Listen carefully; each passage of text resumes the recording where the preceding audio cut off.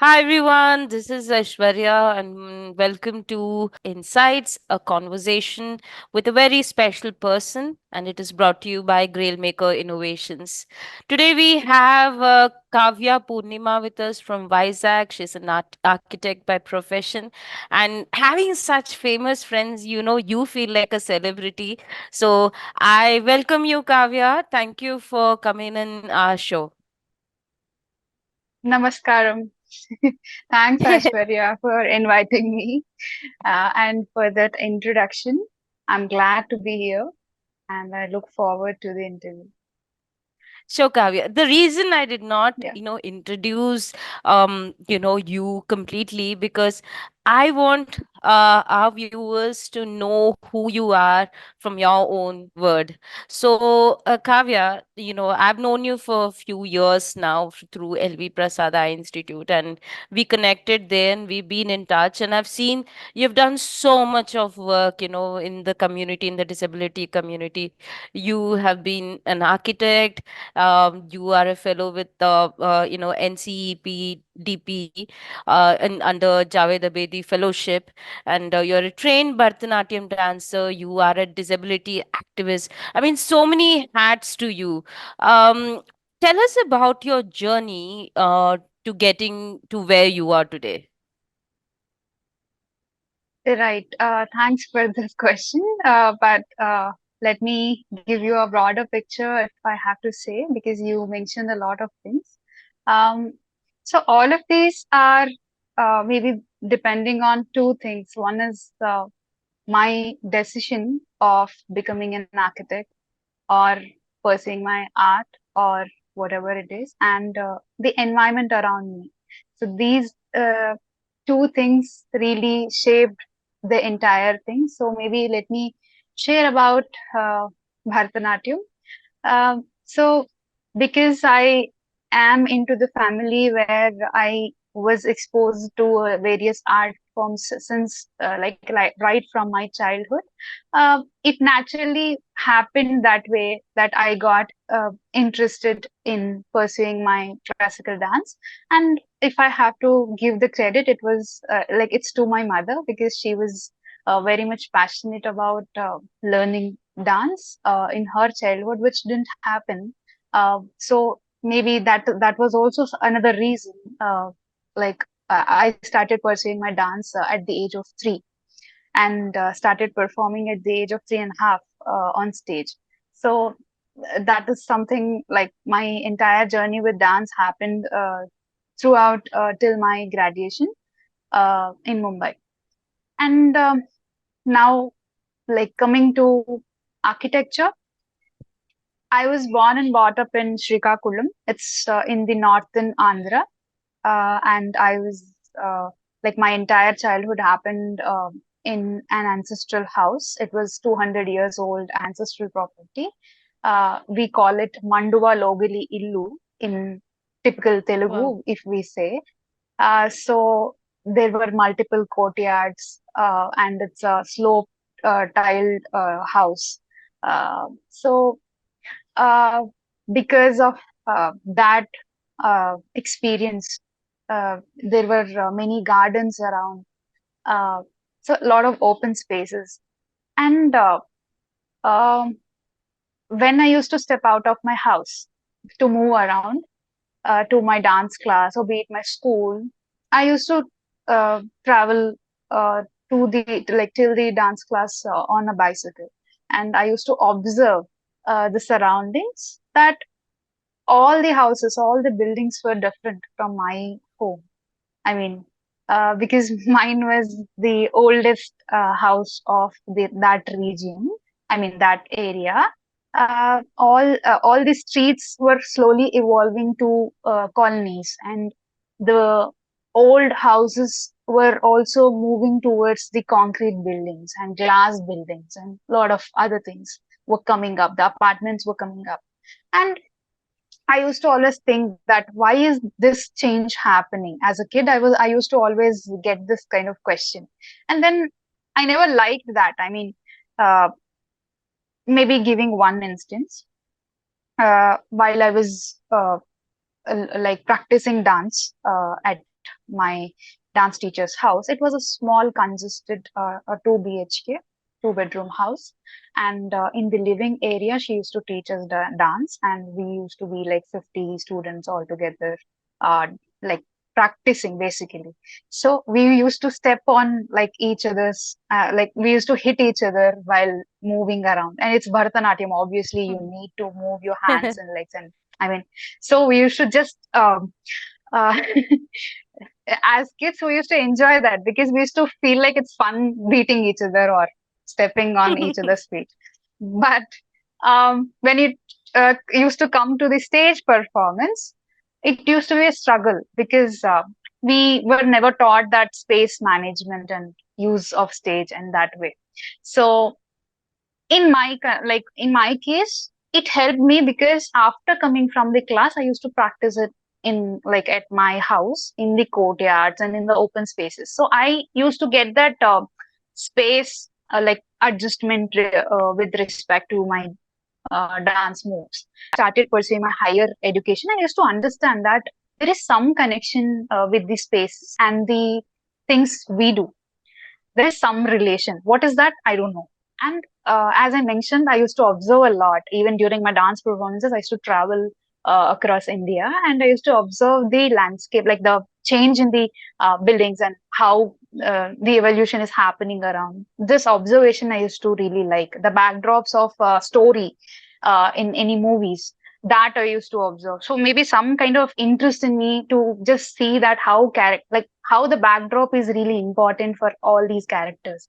So some kind of interest developed in me, and then I already had this interest in art, and I wanted to learn about what is the science behind these designs and why is this happening. Maybe that uh, like that is the seed uh, that evolved to maybe pursue architecture. That is something happened. So yeah, coming to uh, slowly talking about the disability activism that you mentioned. I don't call it activism. I'll maybe call it advocacy that I'm doing.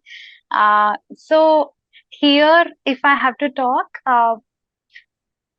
so while I was in the like final year of my architecture, I moved to Mumbai for my graduation from Srikakulam, and then during my final year, I acquired like this particular neurological condition due to which I lost my eyesight overnight, and then that's the point where I acquired my disability.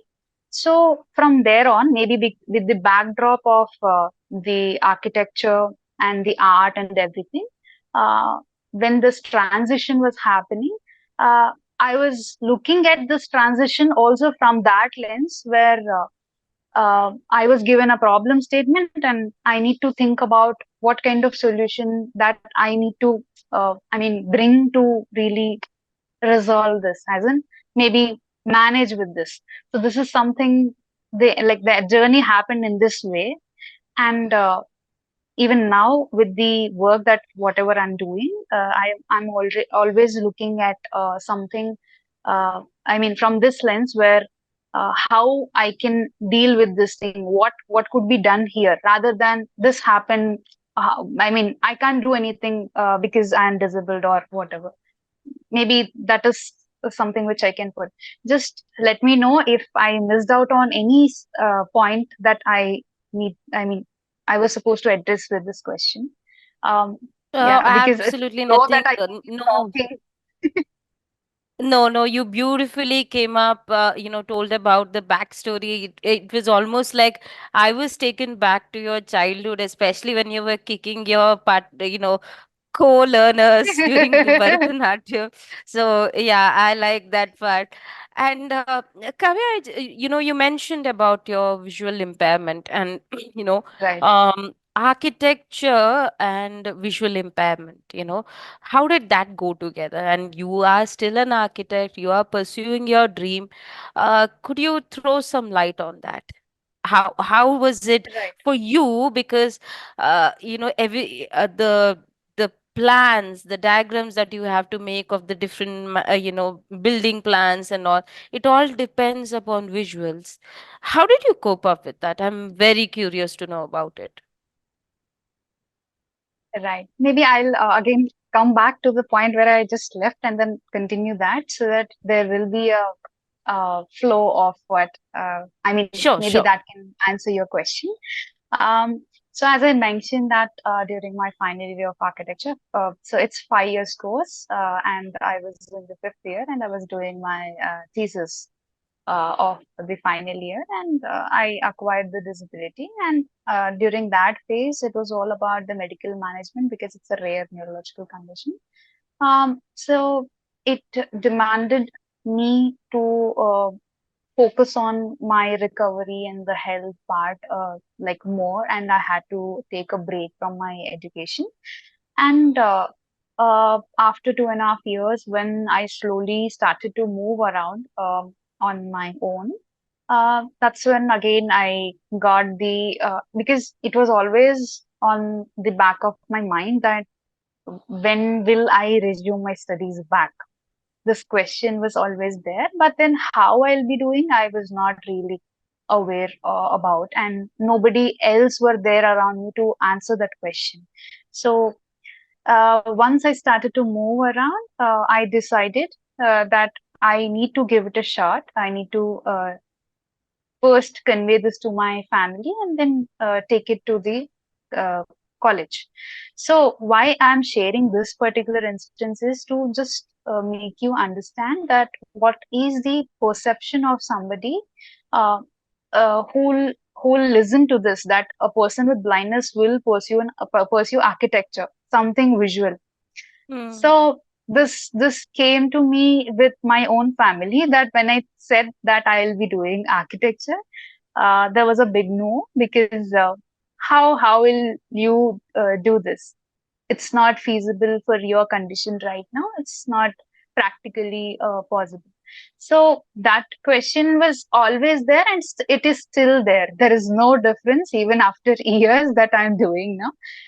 mm, So from there on, when I connected with the college and everything, there were a lot of denials, from like polite denials. It was like not on my face that you shouldn't do. It was more from the back end that how, what will happen if I uh, design some disaster. So mm, mm, all of this was always there. So I wanted to give you this example where after a while, when I got the approval from the university, like a continuous fight happened. Like we applied multiple times and then moved here and there with the university and the college, and then got the approval. Uh, Later part, COVID happened and everything moved digital, and I had to stay in Vizag, and my college is in Mumbai, so it was all virtual, and I was not having any clue about rehabilitation, and there was no scope also to get my rehab done at that point.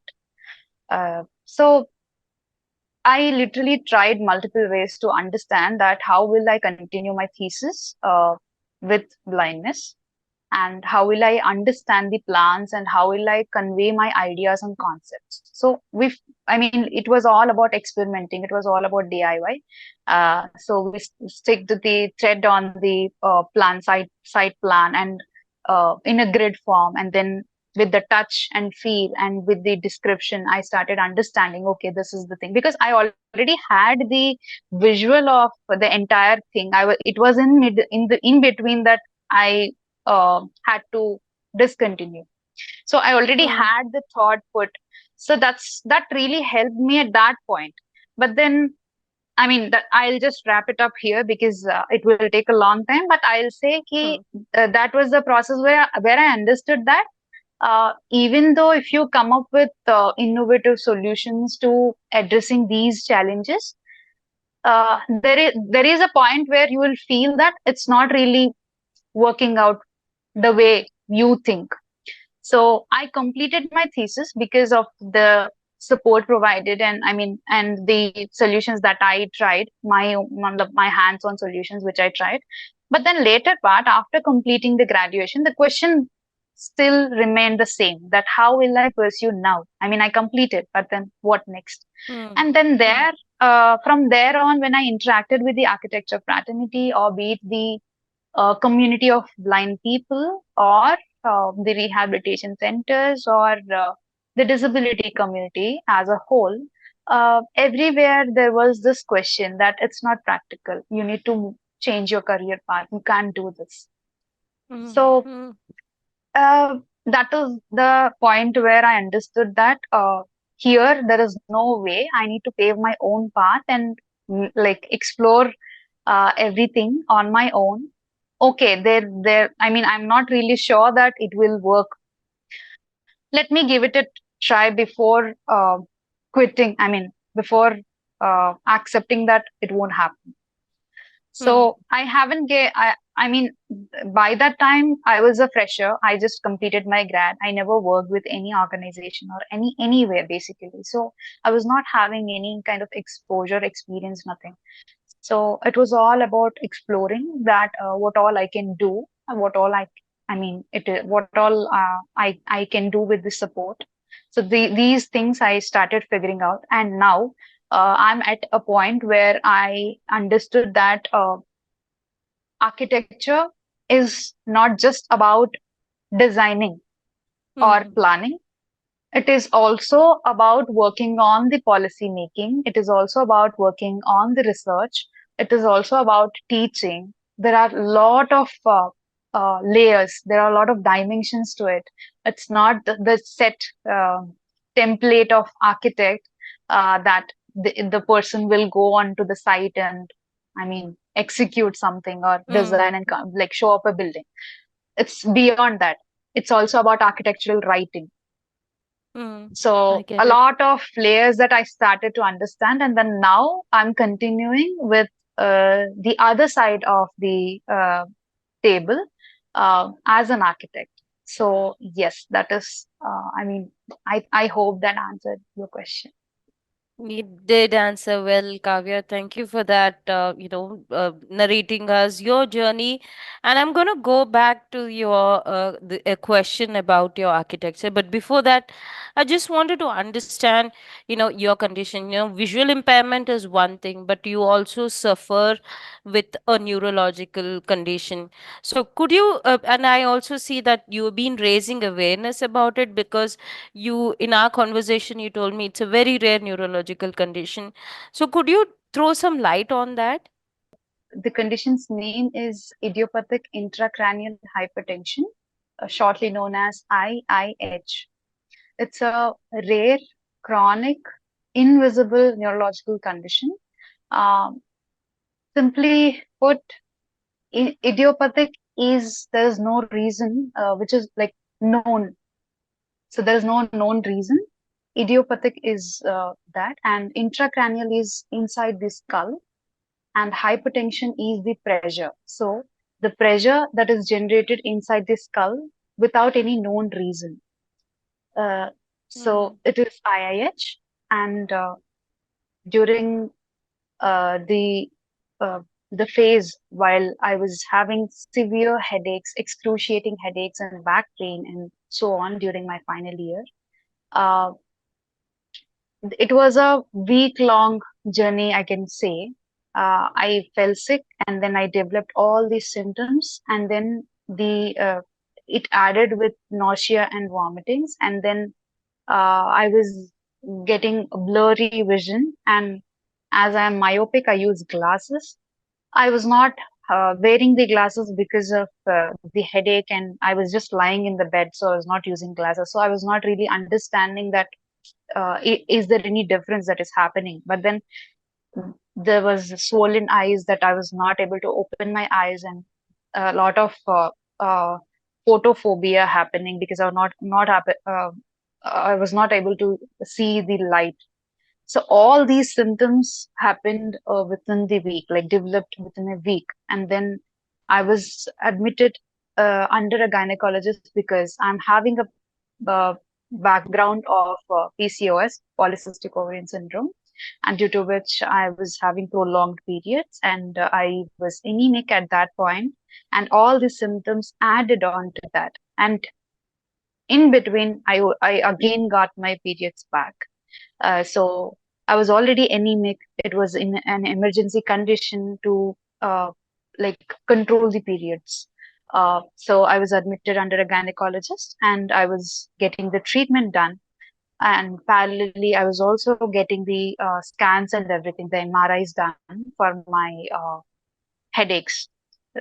So the next day, in the clinic itself, my mother was trying to wake me up, and I was like, "Let me sleep because it's been a while. It's been like 10 days that I didn't sleep because of the pain. So it's this day that I'm sleeping. Let me sleep." And she said, "No, doctors will come for rounds, so you have to have your medicine. So just wake up. It's already like morning now." And I said, "No, how can you say it's morning? It's all dark. I'm not able to. I mean, are you joking? It's dark." Then my mother was like, "No, I'm not joking. It's 9. Like you can see the sun, like sharp sun entering the room. So are you not able to see?" I said, "No, I'm not able to see anything. It's all dark." So that was the like point where the entire thing came to the picture, that I lost my eyesight overnight. The previous day I was able to see, perceive light and everything around, people moving, everything I was able to figure out. But then the other day morning I woke up with no vision. So mm, in my case, it's fulminant IIH. Fulminant meaning very rapidly the onset happens. So IIH itself is rare, and fulminant is even more rare. And because of the comorbidities, the impact that created on me is severe with respect to the irreversible damage that happened with my optic nerves. But in that situation, we were rushing to the hospitals like here and there, and then getting my treatment, and understood that it's an incurable condition. Only management is through the surgical interventions, and I was going under undergoing surgeries. So within 1 year of span, I underwent 5 major surgeries, one like 2 brain surgeries and 3 spine surgeries to manage the entire condition. So throughout this journey, throughout this experience, what we realized, what we understood that was that there was no such data that is really helping us to navigate. For example, what we usually do is Google something which we don't know. mm, Okay, not like completely blindly relying on that material, what like or the resource that we'll be getting, but then at least we'll get something so that we can ask the doctor. So this is something which we usually do. But in my case, when I got this name, it was at that point tongue twisting, because what is idiopathic intracranial hypertension? And then all these the management and then everything was never heard or like never known. So these things were happening, and I was not able to move because of all the uh, rigorous medication and the surgeries and everything. Vision loss is one thing, and the mobility limitations and everything is the other thing. So understanding that, and I mean navigating myself, uh, at that point it was really hard that the doctors were also not really aware of the condition and the symptoms and management and everything. It was all about trial and error. Let us try this thing. mm, Let us see how she will react, and then maybe plan the next course of treatment. So during that time, we were already having this experience, and we were like we understood that there's nobody to guide us. So why don't we start a platform uh, where we can share these experiences and also find people with this condition, so that we can have a peer support, maybe something like that. And then on the internet, we found an international group, but there's nothing for India and Asian context. So that's when I started this IAH Warriors India platform as a Facebook group with 2 people living with this condition. And today, after 6 years, we are 100 plus people living with IAH across India. So I mean, it's my regular this thing that I filter people and I like get them to the group, and then expanded it from Facebook group to all other social media platforms, and disseminating the data, the research that is happening, and also advocating for the treatment, like course of treatment, and connecting with the hospitals. It's not just with the patient, because it shouldn't be just a patient support and advocacy group, but also give way for like scope for research in this area, because all the data, all the research that has been done is very, very small in number, and the sampling is very small, and also based out of the US and UK. We don't really have any data that is like that is specific to Asian and Indian context. So that is something which I started, and I'm still working on it to get the awareness on IIH, because important things that here I wanted to share about IIH is no, not everybody with IIH will lose their eyesight. So Mm. there are patients who lost their hearing. There are patients whose kidneys got affected. There are patients who are living with low vision or some minor visual disturbances, and majorly with the other aspects of their health. So it is subjective to like patient. I mean, their Mm. like they're not all the experiences are same in this condition. So that is something which I wanted to bring to the table, and I also wanted uh, others to not like. I just wanted to share my experience with others, so that maybe somewhere I can be a help. Maybe one thing I wanted to again share here is that with this support group, there are two uh, good uh, good experiences with the patients, that initially they were skeptical to get their surgery done, the shunt implant to manage the condition. Okay, here shunt is a small tube that helps in diverting the cerebrospinal fluid, the brain fluid, Mm. to the other parts of the. So that is the only management that can be done in this condition. uh, to, like as I mentioned, one is surgical intervention and the other is medical management. Medical management Mm. is for someone who's in the, like who's in the initial stage of the condition. There's no progression or vision. For them, doctors will suggest the medical management. But if there is anything harming for an irreversible damage or loss, there the doctors will suggest, I mean, them to get the surgical intervention to restore the damage happened or stop the damage. So with the support group, with the patient, she was suggested to get the surgical intervention with the shunt, to so that they can immediately stop the permanent loss of vision happening in her case. And the Mm. family was skeptical because she's a woman and having a kid, and that's where I started to share my experience and tried my level best to change her, I mean, perception towards it. And I spoke to their family members, uh, and they got convinced and got their surgery done. And within like few days after the surgery, the vision that she was losing got restored back. Um, Beautiful. Mm. so that is something which is like, it touched my heart, that the initiative that we started, maybe, I mean, it got some meaning uh, Mm. behind it. So this is one such instance, but there were many other experiences that happened throughout this. Because here we are also trying that, because the medical fraternity is not really aware of this condition. We are also trying to have such chats with the doctors, and also conducting the webinars. And with LV Prasad, we have hosted an in-person awareness event during the IIH Awareness Month in the month of September. And we had some 100 plus crowd. And in that also, we could really map out some 50 plus patients living with this condition here in Vizag. So Mm.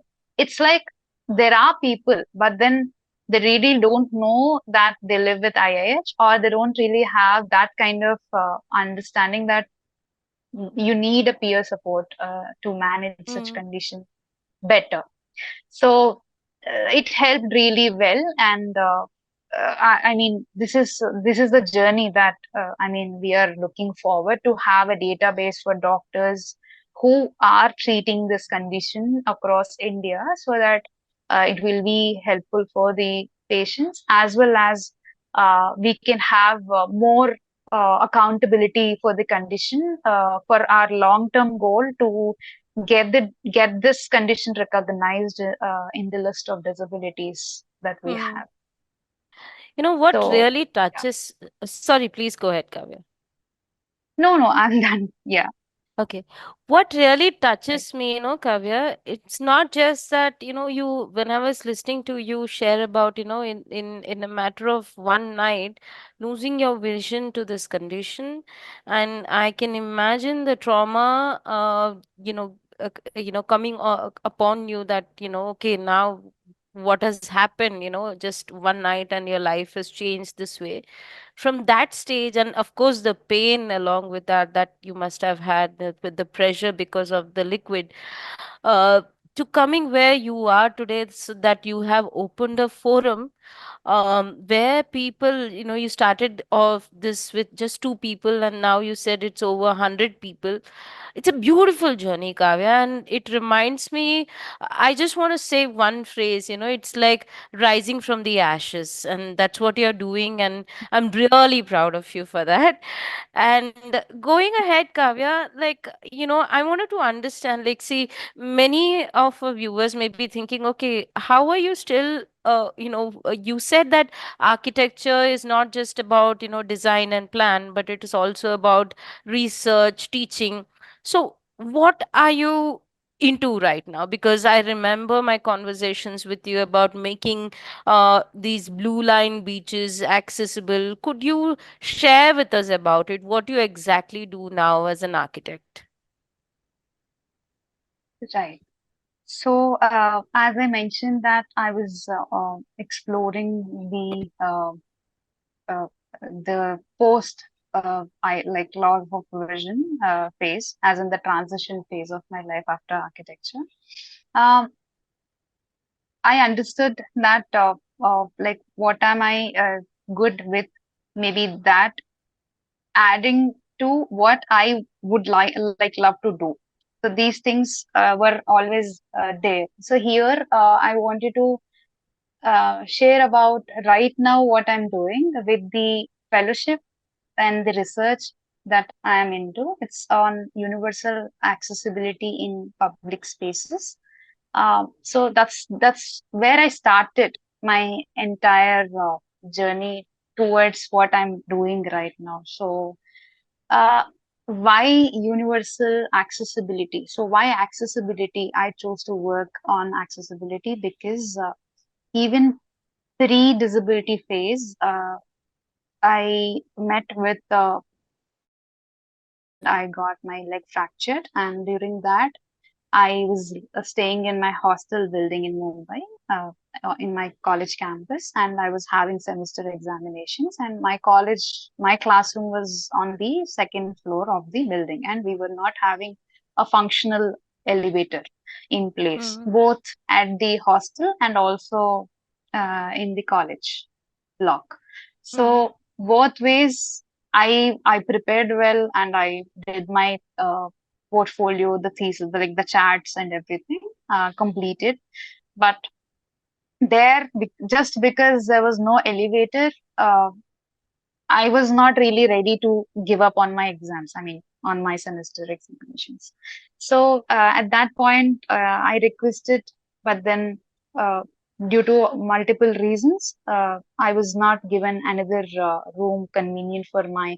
I was staying on the sixth floor at my hostel building, and I requested for a ground floor room for a while to manage that Mm-hmm. fractured, like plastered leg. So it didn't happen like that, and I literally hopped like all these six floors, and like every day. to give my examinations. So that particular phase, that was a temporary disability phase, but then that particular phase really had a lasting impact on my thought process, that uh, I was not really able to navigate the entire campus without Mm, the support. So all these things happened. I mean, that even during my childhood, I was brought up in an joint family where I had elderly people, and I had an uncle with amputation, and a lot of, I mean, it was a joint family, so all kinds of people with different requirements. So mm, these things, I was, I mean, looking at those, and then myself experiencing that temporary disability phase. I All these things added on that lens of barrier-free design. This was what the term that was taught to me in architecture during my third year. But then it was in the electives, but it was not with the mainstream subjects in the curriculum. mm, So once the permanent disability phase happened, and when while I was navigating the post blindness phase, a lot of things really hit me, that I was able to experience and understand that there is something wrong with this design. I was going to the hospitals for my medical management, uh, and while even with the hospitals, there was no really like there was no convenience, there was no ease of access. So all these things even like added more to the thought process. And then that's where the research part came into the picture, that why mm, our curriculum is lacking this particular aspect of having accessibility into the curriculum, architecture curriculum, because we are the ones mm, who will be building, and we were not, if we were not taught in a right way, then how will we expect that it will be in practice? So that is something which I started, and then the research slowly evolved to not just with the curriculum, but also what is the ground reality? How what is the mm, state of accessibility on ground? So, uh, like it was a two-way approach, and then throughout the journey with the fellowship, I slowly understood that, okay, there's a lot more. There are so many gray areas you where you need data, you need research, you need mm, evidence. It can't be just like it's wrong. You also mm, must look beyond what is wrong and how you can correct it and make it right. So with the experiences, right now what I'm doing is I'm working on the intersectionality of architecture, environment, and disability mm, with my initiative, Poornamidam. So I started an initiative. It's an online platform, and on that I share the entire data that I collect, and I disseminate the data with a lot of creatives added on to make people. I mean, to reach out to masses. It should not be like a research document, and I'm just putting it out. It mm. because not really everybody can like will have that patience and time to go through the document. So you Correct. also need to think from a student's point of view, that how they can get involved into, they can get empathize with the entire process. So all these things, I mean, right now what I'm doing is that, um, yeah. So Beautiful, Kavya. I really wish you best with that because it's very rare, for somebody who has gone through something and then trying to, like making it their efforts to find a solution. And, I really hope that you do well in this. And Kavya, I have some interesting, some interesting questions to know more about you and all that. Things that you love to do, like it could be something professionally or personally you just love to do? It could be even eating, because I love eating. So how about you?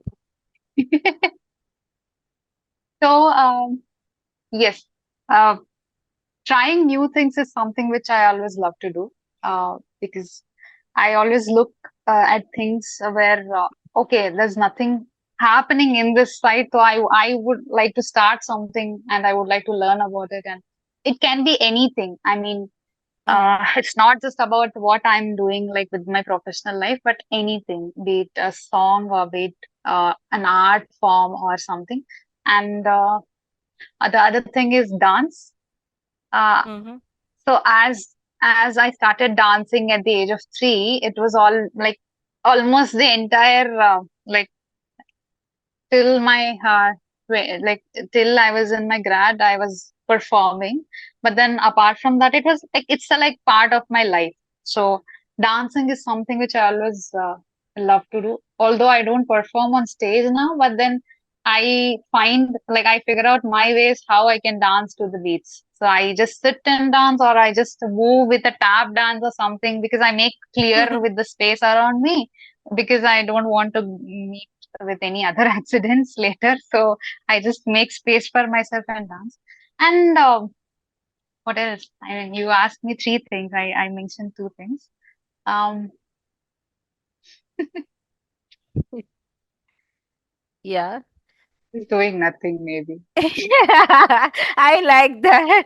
I like that. Thanks, Kavya. Thank you so much for that.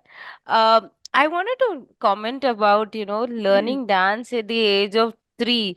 If I go back to my memory when I was 3 years old, I think my mom would love to talk about it, because uh, I was hopeless, But for you, when it comes to you, it's so amazing that you started learning dance at the age of 3.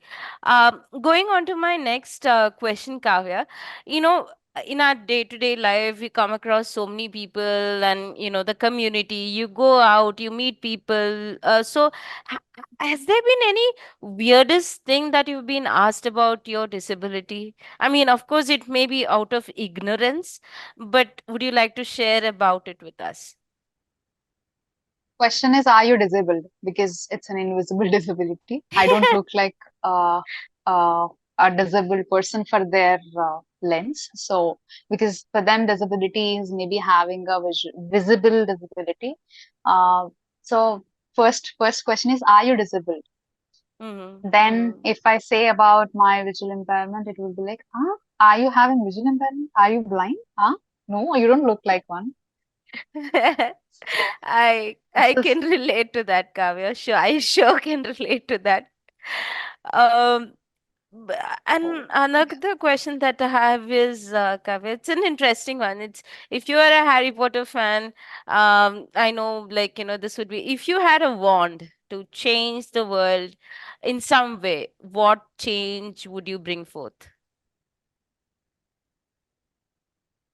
absolutely nothing, because what I believe is that change must always happen in like it must happen in evolution. Like, it should evolve. It can be just like, but then maybe for the fun sake, if I have to answer this, um, maybe the world which is universally accessible, Beautiful. because Uh, accessibility is something which is like integral in all aspects of life. So maybe that is something which I can think about right now. Beautiful. See, you also, like, your profession, your passion, everything is in accessibility, and I see that through this talk. My next question to you is, Kavya. Usually, when people see a person with disability, they either treat them like, oh, a source of inspiration. Oh wow, or a subject of sympathy. Oh, you papa. That's what they say. What is your take on it? Like, what do you have to say about it? So of course, I mean, we deal with this every day, and we come across people around us saying that to, I mean, to us as disabled people. But then um, Maybe because of the conditioning and the entire like thought, the perception that is being put since decades, it's that way. But I don't really, I mean, I'm not that person who really encourages anybody to say that way.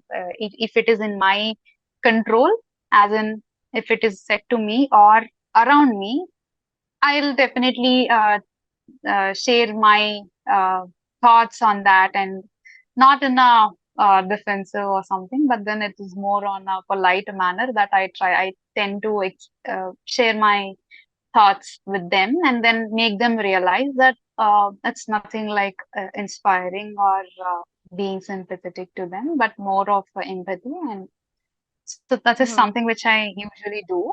But then ultimately, what we can see is that the term which like we usually commonly use is Divyang right now, Yeah. and the term itself is putting a person with disability in that like from like making people look from that lens that they are divine. Mm. Um, we are talking about the approaches and everything, but what I see, because um, as I acquired my disability late in life, maybe I entered the sector very late, and I started understanding both sides of the story and observing. These are my just observations that uh, there are few people with disabilities themselves tend to uh, create that like inspiration wala tag uh, Mm. onto them, as in to they wanted people like they want people to recognize them as an inspiration. Mm. Mm. So and the other side what I see is like people like us discussing about it like this. So and also about the Divyang term I was mentioning is that in rural areas where there is limited exposure towards this, they're happy with the word, because initially, I mean, before this, we people were called Vikalang, and maybe with the different tags of the disability that they were addressed. So they were Mm. always addressed with the point of view that they are not, uh, I mean, they're not capable of doing things or anything like that. Mm. So now with this term, at least what they feel is that they are given some respect Mm. Mm. with the term, I get it. and that with that they are really happy. They don't bother about what they are being like called or anything. They are more focused on, are they getting their access to the schemes, are they getting access to the pension, or like, I mean, whatever Mm. allowances that the government is giving. They're more focused on that rather than how they are getting addressed or what, all of this. I get So, it. I mean, there are so many layers to this particular what discourse that is there. So Mm. maybe, Mm. I mean, I shared my point of view and also shared what people are thinking about it. So these are Mm. my observations. Yeah. Mhm. Wonderful, Kavya. Kavya, I just have two more questions, and so Kavya, this one is a quick one. What's the craziest or mischievous thing that you have done with your visual impairment? It could be with family, friends, some fun incident. One incident. I'm just recollecting because um right now I'm not able to really uh the fun as I in can you share something so that I can also think about something? Maybe that is Probably, I would mess up something. Vivian is right here. So I would drop something, and then, he'll just look at me like, what? And then I'll be like, I cannot see, no, that innocent question, and, that sort of a face I have. So if you have anything like that, like anything to do with visual impairment, a lot or of the if times you, I do this. yeah, yeah, please share with us. I mean, the same, like similar way that you mentioned. So A lot of times I do this. But then the point is that even though I do here, maybe be it my family or my colleagues, they know that I can again get that thing dropped back because on like Mm, by myself. So even though if mm, I do such, they'll just wait and then they'll say, "Okay, you can do it, right? You can get it mm, back, right?" So mm. even though I try to act innocent, it won't really work that way. It's more on me only. Now, it's a double work for me that I'm dropping it and I'm also finding it back and then putting it back. I So feel you are like the sincere student, who's up to no mischief and, very focused on your work. That is why you're, saying that, Kavya. But, anyways, my last question to you, yeah. Kavya, there are so many people who are listening to you right now. What's your message to them? The viewers right now could be a person with disability, their family, or a person who does not know anything about disability. So comprehensively, what would be your message to them in one line? So with the perceptions towards disability is what I was just thinking right now when you're asking this question. Uh, so we were always treated as you mentioned that it's like sympathetic and in not uh, I mean not having potential important Hmm. that way.